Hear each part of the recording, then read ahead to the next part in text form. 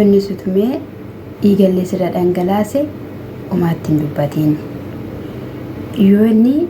dhagaa nyaadhulee siin jedhe nyaadhu. Ashamaa akkam jirtu hordoftoonni Geeddoo Yuutiib jedhu marti keessan siniin jecha. Egaa ililliin abdiin naan hoodaa ture nattiin dubbatu. Akkasumas immoo anarra darbee saliikaaf gaaffii jaalalaa dhiyeesse. Saliikaan immoo tole hin jenne. Kanaaf amma sinin araarsa jettee kinoo dhuftee jirti jettee jechuudha. Sana booddee wal harkaa fuudhanii erga nagaa nu gaafatanii hordoftoota isaanii ani isa faana jaalalaa hin barbaadu araaramanii akka waliin jiraatanii barbaada jettee jechuudha. Sana booddee abdii waamanii abdiin hin dhufee maaltu jenna tun maalati hojjate tun kami jenna tun hin jedhii lillee dheennanii ani sana jedhe jechuudha. Akkas jedhamuu qabu jedhe jechuun amma abdii irraa jechuudha. Tooftaa saliikaa hin argine isin maashallaa jettan miti maashallaa miti. Sababni isaayyuu ilma namaa tokkoof gaafa gaarii yaadanii wanta godhan sanaaf yookiin araara gaafataniit akka amantaa keenyaatti jechuudha. Nama tokkotti gaafa qabamteetta ta'e jechuun namni tokko wayiin si miidhee nama tokkotti gaafa qabamte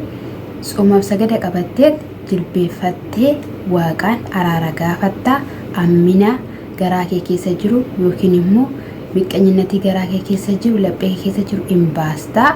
Sana booddee si'iifis araara hin ta'a nama sanaafis jechuudha. Amma ishiin qoricha kana osoo irraa hin hiikiin akka inni sin jaaladhaa jedheeni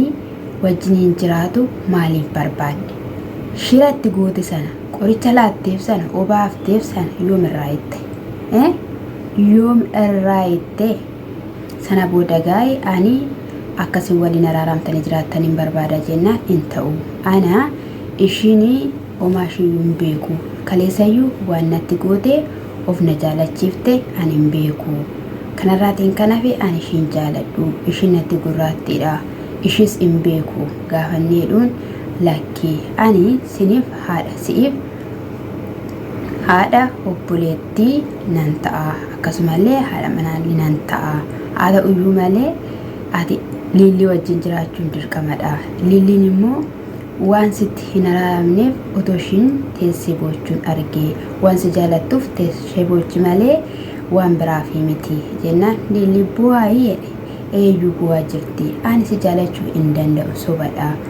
Kanaafiyyuu ishii faana jiraachuu qabda jennaani. Abdiin akka daa'imaa godhata jechuudha. Mucaan akka daa'imaa taasaa jira dhugaan siniin jedhe dubbii daa'imaa jechuudha. Waan ishiin na goote bishaan natti natte qo'ani kan hin jedhu lilliin bishaan sitti natte saalikaanii qalabatii haadha manaati jaalattetti akkatiin godhannee si goote yeroo sana jechuudha. Yeroo darbe atis mee amma qorichaan qabamtee sitti hojjetameeti malee ishiidhaan adda baheen jiraadhu. Ishiin qabbanoof ta'e dhuguma mucayyoon kun yeroo ishiin dubbattu ilaalaa sagalee ishiyyuu hin dhaga'amu suma dhugaati jechuudha. Garuu egaa wal keessa jiru boru rakkinni uumama jedhamudha malee qabbanooftuu namaati jechuudha lilliin kun. Akkasumas illee otoo gara sheekaallee deemtee shumti qoricha illee fiddeefi jechuudha. Haaluma addaa wayiitiin yookiin nyaata wayii keessa yookiin waan ta'e keessa gootee dhugaatuu kenniteefi amma qalbiin abdii saalikaa bira jira malee hililli bira hin jiru jechuudha. Manaallee siniifan baay'ettiin kaleessa maal jette mana kana keessaa hin ba'u nan kireeffadhe hin jenne ishiin amma kutaa kana keessaa iyyuu siniifan baay'ennaan lakkin bayin atasii ba'uun qabdu jedhe jechuudha. Akkasumas immoo bakka ishee daballeessaa isheen fudhatte ifa manaan godhaafe jennaani. Garuu mi'a mana keessaa waan tokkollee bita akkanaan hin jenne jedhe jechuudha. Isheen immoo waan ani barbaade naa bituu hin dandeessu jennaan. Akkasuma birdilibsi sun keessa uffattee bultaa. Ati keessa bultaa ani immoo duban bulaa jennaan. Wajjiniin bulaa na wajjiniin hin bullu. Akkamittiidhaanii wajjiniin hin bultanii jettee isheen jechuudha. Erga haadha manaaf abbaa manaa ta'anii akkamitti qoba bulu kuni abaarsa jechuudha. rabbiif jedhee si'iif jedhee araara godheera jedhamti jechuun ishiidhaaf jettee osoo hin taane ofii jetteeti gaa'elli kan keeti waan ta'eef ishiinis immoo dubartoota si bukkee jiran naannoo kee marsanii jiran obbiraa baasii jettee jechuudha sinikaa kan itti maramee jiru isayyuu siirii keessaniin jechuudha na gaa'ela kee qabadhuuti seeraan gaa'ela kee faana jiraadhu jetteen jechuudha innis egaa toleedhee mucayyoon kaatee mataa keessa dhungattee isayyuu narraa bahuudha akka dubartii gama laalaabdiini mucayyoon dhugumaan barbaadaa jirti liiliin dhugumaan isa faana jiraachuudhaaf dhugumaan isa faana karaa deemuudhaaf dhugumaan bakka jireenya horuudhaaf fedhii qabdi inni immoo fedhii hin qabu fedhiin inni hin qabaanneefis immoo itti godhameera intallis immoo ni kan qaba qalabatii qaba malee sobadha ishini amma ani si faana kananii jiraachuu barbaadu jechaa ture jechuudha na faana faana jiraachuu hin dandeessu ani obboleessan si barsiisuu sin qabu obboloota ani obboleettii keeteen ani obboleettii baay'een qaba yoo barbaadan si barsiisuu nan danda'a jetteen jechuudha nagaa buusanii gammachuu buusaniiti jaalalaadhaan burraattanii qalabatii walitti godhattanii jireenya ho'aa jireenya bareedaa ta'ee akkasiin jiraattaniin barbaada arguun fedha jettee eesheedhaanii isaan wal fudhatanii bahan jechuudha eleellee fi abdiin galatoomi jedhanii jechuudha asirratti maalumaaf carqee abdii uffatu kana dura kan uffata sana uffachaa ture magartuu ture jechuudha amma immoo saarikkaatu uffachaa jira jechuudha sababni isaa maalidha naaf hin galle inni kunis egaa nagaan siniif haa ta'u akkasumallee irraa hiiki yoo dhugumaan rabbi sodaattee akka waliin jiraatanii gaa'ela midhaawaa ta'ee dhaabbatee akka abdiin jiraatu yoo barbaadde irraa hiiksiin jenna irraa hiiki ati irraa hin taanaanii ana walitti araarseeraa araara buusiseeraa yaada isaanii wadhiisan jechuudhaaf yoo ta'e dhugaa dogoggora guddaadha rabbi sitti dheekkama siin jenna inni kan biraa egaa waankoo dubartii dhamtu sana dubartii jabduu sana inni beektu jechuudha haa ta'uyyuu malee waan isheen keessa jirtu numti keenyayyuu qubani qabna jechuudha dubartii wayii dhuftee balbala kiyya reebaa turtee erga balbala koo reebaa turtee argeera garuu ani jalaa banuu hin dhadhee sanaa booddee immoo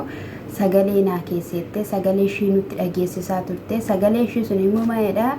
ati Oromoo miti ati Itoophiyaa miti dhaayi maalidhaaf kana hundumayyuu gootaa wanta hojjechaa jirtu kun gaarii sitti fakkaatee gaarii miti jetteen jechuudha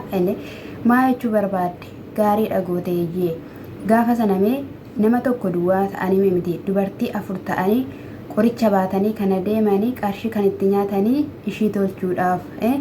algaa afanii ishii raffisuuf osoo hin taane balleessuudhaaf daa'ima isheerraa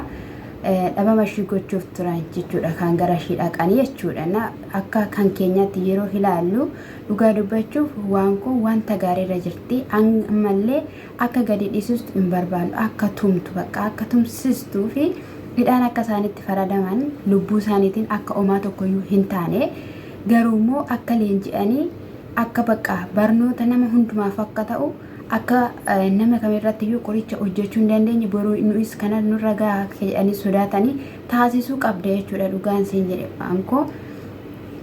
innaa kan biraas immoo sagalee keessee qabdi jechuudha lakkii ani qoricha qabadhee maal ta'ee miti kanan sitti dhufee akkas ta'uun qabu keessumaayyuu immoo mucaan rakkisaa jirti ishee haadha mucaa sana gallakkiseetti haadha mucaa dhiistee waan barbaadde haa taatu ani otoo ilmoo koo ta'ee ani balleessaa isaatti akka inni balleessaa isaa fudhatu hin barbaada maleedhaayi gadi isa dhiisuu hin barbaadu du'een argama yoo aramni sunillee isaan dhiiseerallee ta'e ani isaan hin dhiisu isayyuu immoo arabatti dabarsitee kennite jettee jechuudha arabatti miti jechuudha kana daabiloositti dabarsanii isaan kennuu ture jechuudha maal jechuu barbaadde qoy dubartiin sun jechuudha ishinis miseensa isaaniitiif hojii isaanii keessa jirti jechuudha dhamaatota jechuudha kan jireenya nama dafqee nama oliif gadi kaatee jireenya isaa jiraatu yeroo akkana godhanii jechuudha akkasumas immoo namoonni baay'een dhamaatu akkasumas illee gaarii fakkaatti amtuudha shinnaan jettu warra anaa tolan nan tola warra hamnaannatti dhufaniif immoo ana hamtuudha osoon dhala koorraa miidhameera ta'e namni waan tokko dhala kootiif godhu hin jiru ammayyuu ta'eera taanaan sagalee kee kana poolisattan kenna poolistii erga harkatti galee wade atis lafum sana naadhaxxaa waan isaan baasu tokko illee qabu kana in eeggatiin habdii hin godhatiin in uratiin jetteen jechuudha dhugaa goobasiidha dhugaa jabeessuu qabna akkasumallee du'aa keessanii kadhata keessanii wajjiniin ta'asiniin jechuun jaaladha ishinis kutatteetti sodaa keessanii magaalaa kana keessas biyya kana keessas hin ba'u eenyu akkan ta'e isin agarsiisa ani balbala koo cufadheen hojii koo hojjetadheen nagaadhaan hin jiraachaa ture sintu balbala koo rukute sintu gara jireenya kootti dhufe jette jechuudha egaa isaanii akka kanidha kan barbaadan jechuudha warri miseensa sana keessa jiraatan jechuudha of duuba hin deebi'in haawdeessutu ishiin haasoftu waan barbaadde innaa isa kanadha akkuma simiidhuudhaaf dhufanii egaa harkatan maaliif jennaani osoo ati gaafa sana dhugaadhaan deemu baatteetta ta'e dubartii dhugaa hin qabne taateetta ta'eera ta'e inuma waa sirraan ga'u ture garuu immoo nama gaarii nama qajeelaa waaqayyootu egaa rabbisaa isanitti amanatetu akkanattidhaan adda babayii isaan dhaabe jechuudha isaan dhiira miti kan hordofaa jiran afur ta'anii dubartii tokkodha kan isaan hordofaa jiran jechuudha gaafa sana osoo akkuma jedhanii naafessanii akkan dubbanne godhanii har'a iddoo kam jirti turte jechuudha dhugaa dubbachuudhaaf akkuma kan ofiitti akkuma kan keenyaatti yaaduu qabna jechuudha yoo har'allee dhala qabaachuullee baannellee bakka boruu keenya ilaallee jechuudha mataa keenya immoo taasisnee ofiin bakka ishee sana dhaabnee ilaaluu qabna jechuudha isa kanadha ishiin kutattuudha akkasumallee fardi beetiittis waan har'as yookiin borus ta'ummoo yeroo sanatti immoo siniifanii fidaa wanti miidiyaa kanarratti dubbatamus hin dubbatamnes baay'eetu jira garuu immoo dhugaan innaa ta'e innaa irra gahame kun isa kanadha jedheen sinii fidaa ishinis immoo ani jaarsummaa si qabsiifadheera jaarsummaa si keeyyadheera yajinni warra shiraa jettee sagalee deebisteetti jechuudha shira baadhee miti kanan dhufe maal ta'ee miti kanan dhufe jetti jechuudha egaa wajjin rakkadhu mucaas wajjin rakkadhu yoo nasituu keessa jira kaasituu qooda keessaa qaba sinsinuma warri waan akkana dubbattan sinsinuma waan gaarii gooteetta waan cimaa gooteetta jechuun qabdu turtan malee achi keessaa baasii kana godhi jechuu hin qabdan turtan jechuudha osoo hojii keessan ta'uu baateera ta'e jechuudha akkasumas immoo mandara keessa deemteetu waa'ee koo odeessiti waa'ee koo haasoftee dhiistee aan duuba hin deebi'u ani abbaan sagal afaan sanatti banaa hin deemu ofirraan deebisa itti jechuudha kana nama jechuun isa kanas nin jedha asumaan illee YouTube subscribe like gochuudhaan na jajjabeessaa sinin jedha warra amina baatee badiisa baatee ceebbuu baatee yeellawuu keessan baatee adeemu rabbi kinoo akkatti qabee harka keessan keessa aagalchuu sinin jechuun jaaladha kaleessa gaa'ee ishiidhaan balleessu warri kaachaa turan har'ammoo jilbeeffatanii boohanii sagadanii ishii kadhachaa jiru jechuudha abadan hin baasu jetteetti abadan hin baasu ilmoon akkuma ilmoo kooti turte anas ilmoo kurra nagalaafachuuf turte kanaafiyyuu ilmoon gargar miti jettee jechuudha dhugaadha siin jechuu jaalannaa jabaadhu asumaan illee na jabeessaa sinin jedha gooftaan isin eebbisu.